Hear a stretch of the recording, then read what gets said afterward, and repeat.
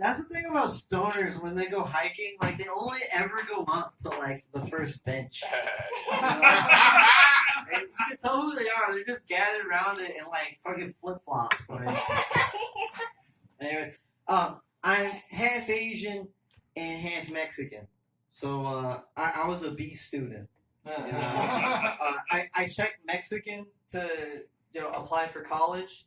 So I got in, and I graduated from Cal State LA, and the thing about Cal State LA or the state college system is you have to take like a bunch of electives that have to do with like something social justice related, like the environment or like Chicanos and stuff. And I decided to take women's studies because I was like, maybe there'll be like some cool pictures or whatever. And then and it was really interesting because this was like 2015, right? So this is like changing of the guard when it went from being like the women's studies department to the gender studies department, because and this was like back before like all the stuff we have now, right? So I had like a cool like smorgasbord of professors. Like I had this one professor who identified as a woman, but like she looked like Dana Carvey's like church lady, and like everybody was kind of like giggling at like at first, and everybody was getting over it, and I felt like so immature because I was like the only one that grew up with like SNL. She had like the same glasses too as Garth. And it was the best, I had like this communication and gender class where like I had this gay dude who was just like women hate each other, and I was like, oh, that's dope. He can say that.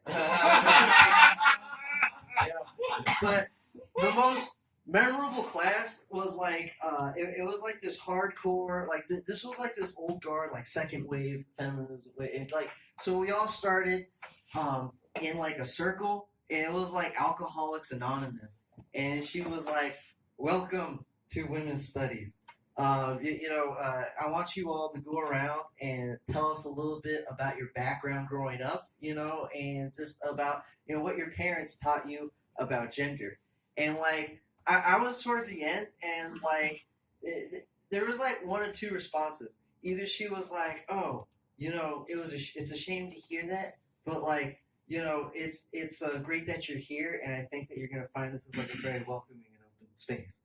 Or she was like, oh, that's a shame to hear that. It sounds like you had very closed-minded parents, maybe if you pay attention in this class, you can learn something, And I was watching, like, all the dudes just bomb. Like, they're all getting roasted by this lady. And I was like, man, like, this is like the first quiz, right? And, like, I'm half Asian, and, like, I don't want to fail, so I'm, like, freaking out, And then, so finally, I was like, I could just drop the class, so I'm going to be honest with this lady. And I was like, look, I was raised by a single mother, and she was honest with me about how stuff worked. And she was like, Zach, you're a man, so just do what you want, Be assertive and go sling some dick. The world is yours. And then the teacher looked at me for a second, and I was like, oh, fuck. And then she's just like, your mother sounds like a very strong and brave woman. And I was like, oh, shit. And, like, that was, like, the secret code. Like, she wasn't going to talk shit about, like, a single mom's parenting ability. So, like, I was the only one that could, like, participate in class. Like, any other dude who talked, he would just get, like, shut down immediately. And, like, one day, she was talking shit about strippers. And I wasn't having that. Like, first off, you're supposed to call them dancers, because that's a polite thing. But, so I was just like, hey, that's sex negative. You need to be sex positive.